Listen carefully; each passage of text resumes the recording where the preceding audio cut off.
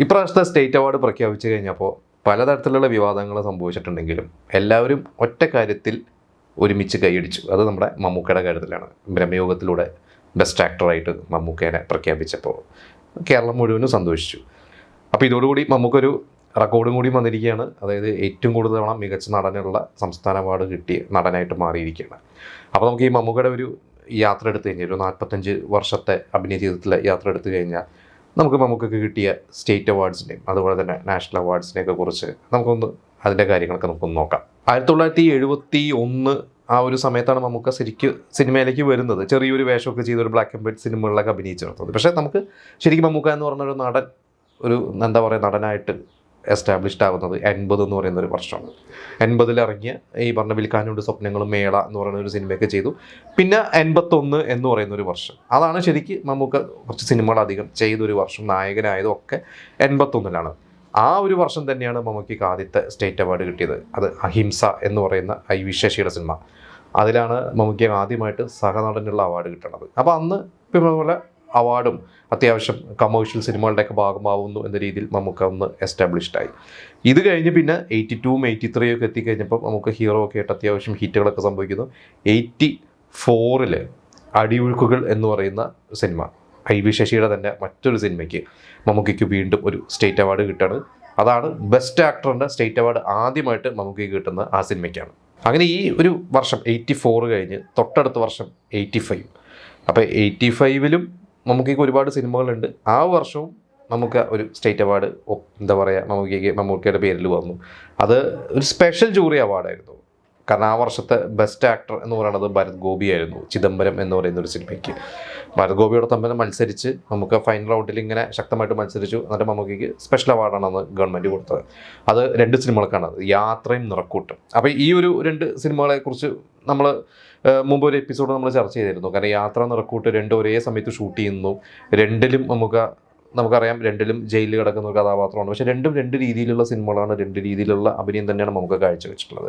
അപ്പോൾ at A time തന്നെ ഈ പറഞ്ഞ പോലെ മുടിയൊക്കെ മൊട്ടയടിച്ച് 2 സിനിമകൾ മാറി മാറി അഭിനയിക്കുക എന്ന് പറയുന്നത് കഴിയുമ്പോൾ ഭയങ്കര ബുദ്ധിമുട്ടുള്ളൊരു കാര്യമാണ്. അതൊരു ക്യാരക്ടർ വേറെ ക്യാരക്ടറിലേക്ക് മാറുന്നില്ല. അപ്പോൾ അത് ജൂറി അന്ന് വളരെ പ്രത്യേകമായിട്ട് കുറേ സിനിമകൾ 10-30 സിനിമകൾ ഉണ്ടെങ്കിൽ പോലും ഈ 2 സിനിമകൾക്കാണ് അന്ന് മമ്മൂക്കയ്ക്ക് അന്ന് സ്പെഷ്യൽ ജൂറി അവാർഡ് കിട്ടിയത്.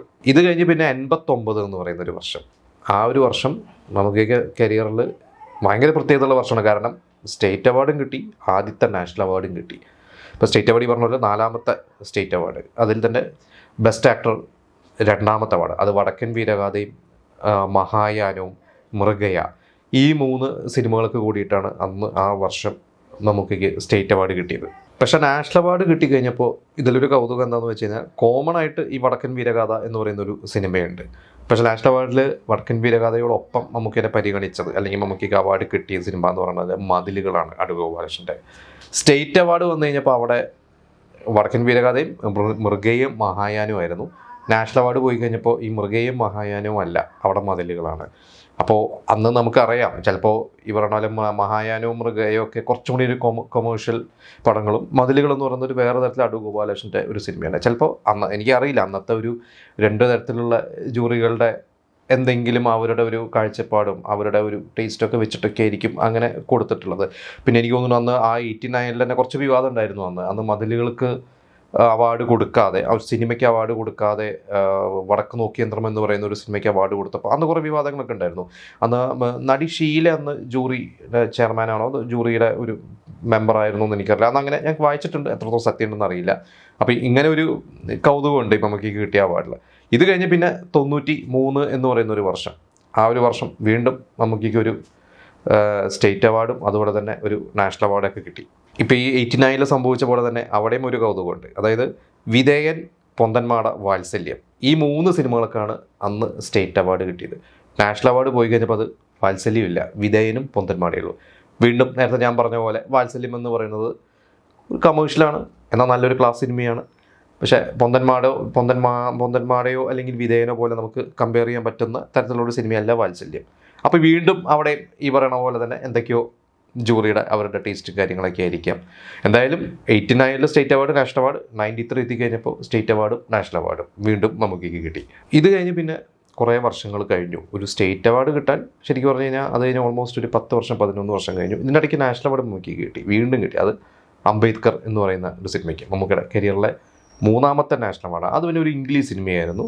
അന്ന് ഈ പറഞ്ഞ പോലെ കേട്ടിട്ടുണ്ട്, ആദ്യം അംബേദ്കറായിട്ട് മമ്മൂക്കി അല്ലായിരുന്നു, വേറെ നടന്മാരെയൊക്കെ ആലോചിച്ച് എന്തായാലും അവസാനം മമ്മൂക്കിക്ക് വന്നു. നമുക്ക് അതിന് വേണ്ടി കുറേ എഫേർട്ട് ഇട്ടു, ആ ഒരു അംബേദ്കറിൻ്റെ ലുക്കിലോട്ട് മാറാനും അത്ര ഫിസിക്കലിയും ഒരുപാട് എഫേർട്ട് ഇട്ടിട്ടുണ്ട്. എന്തായാലും അതിനുള്ളത് കിട്ടി. മമ്മൂക്കിക്ക് ആ വർഷത്തെ നാഷണൽ അവാർഡ് കിട്ടി.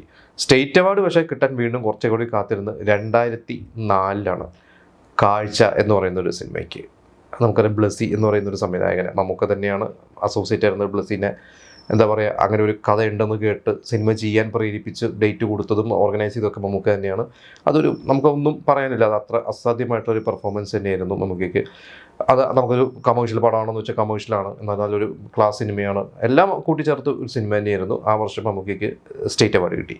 ഇത് കഴിഞ്ഞ് പിന്നെ 2009 എന്ന് പറയുന്ന ഒരു വർഷം, അന്ന് മമ്മൂക്കയുടെ കരിയറിൽ നല്ല പഴശ്ശിരാജയും പലേരി മാണിക്കൊക്കെ പോലത്തെ സിനിമകളൊക്കെ ഇറങ്ങിയ ഒരു വർഷം തന്നെയായിരുന്നു. ഈ ഒരു സിനിമകളൊക്കെ തന്നെയാണ് മമ്മൂക്കേനെ അന്ന് അവാർഡിന് പരിഗണിച്ചത്. 2 തരത്തിലുള്ള സിനിമകൾ, അപ്പോൾ പലേരി മാണിക്യം ആയിക്കോട്ടെ പഴശ്ശിരാജ ആയിക്കോട്ടെ, 2 തരത്തിൽ നമുക്ക് നല്ല എഫേർട്ട് എടുത്തിട്ടുള്ള സിനിമകൾ തന്നെയാണ്. പക്ഷേ സ്റ്റേറ്റ് അവാർഡ് വന്നു കഴിഞ്ഞപ്പോൾ കിട്ടിയത് പലേരി മാണിക്ക് തന്നെയാണ്. അന്ന് പഴശ്ശിരാജ ആ ലിസ്റ്റിലില്ല, അതായത് മമ്മൂക്കയ്ക്ക് അവാർഡ് കൊടുത്തത് പലേരി മാണിക്കത്തില്ല. അപ്പോൾ എന്തുകൊണ്ടന്ന് പഴശ്ശിരാജനെ ഒഴിവാക്കി എന്ന് ചോദിച്ചു കഴിഞ്ഞാൽ അത് വീണ്ടും നമ്മൾ അന്നത്തെ ജൂറിയുടെ അവരുടെ കാഴ്ചപ്പാടുകളൊക്കെ നമുക്ക് നോക്കേണ്ടി വരും. എന്തായാലും നമുക്കെന്നും പഴശ്ശിരാജയായിട്ട് മമ്മൂക്കയെ തന്നെ നമുക്ക് സങ്കല്പിക്കാൻ പറ്റുള്ളൂ, വേറെ ആരും സങ്കല്പിക്കാൻ പറ്റില്ല. എനിക്ക് തോന്നുന്നു ആ വർഷമൊക്കെ നാഷണൽ അവാർഡിനൊക്കെ മമ്മൂക്ക അയച്ചിരുന്നു, ഈ പറഞ്ഞ പോലെ സിനിമകൾ അയച്ചിരുന്നു. അത് ഫൈനൽ റൗണ്ടിൽ ഉണ്ടായിരുന്നു എന്നൊക്കെ കേട്ടിട്ടുണ്ട്. എന്തായാലും അന്ന് മമ്മൂക്കയ്ക്ക് കിട്ടിയില്ല. അപ്പോൾ ഇങ്ങനെ കഴിഞ്ഞ് 2009 എത്തി. ഇത് കഴിഞ്ഞ് കുറേ വർഷങ്ങൾ കഴിഞ്ഞിട്ട് 2022 എത്തിയപ്പോഴാണ് വീണ്ടും മമ്മൂക്കയ്ക്ക് ഒരു സ്റ്റേറ്റ് അവാർഡ് നൻപകൽ നേരത്ത് മയക്കം എന്ന് പറയുന്ന സിനിമയ്ക്ക് കിട്ടിയത്. അതിന് നമുക്കറിയാം, അത് ഫെസ്റ്റിവൽസിലൊക്കെ പോയ സിനിമയാണ്, ഗംഭീരമായിട്ട് സിനിമയാണ്. മമ്മൂക്കയ്ക്ക് നല്ല, അതിലും വേറെ നമുക്ക് അഭിപ്രായ വ്യത്യാസമൊന്നുമില്ല, ആർക്കും അഭിപ്രായ വ്യത്യാസമൊന്നും ഉണ്ടാവാൻ ഒരു സാധ്യതയില്ല.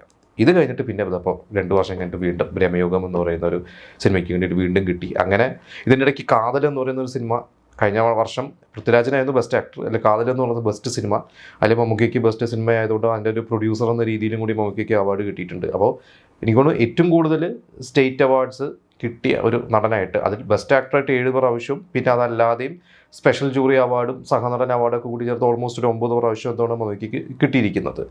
ഇതിന് നമുക്ക് പറയേണ്ടതിലിപ്പോൾ കുറേ പ്രാവശ്യം മമ്മൂക്കയ്ക്ക് കിട്ടാതിരുന്നിട്ടുണ്ട്.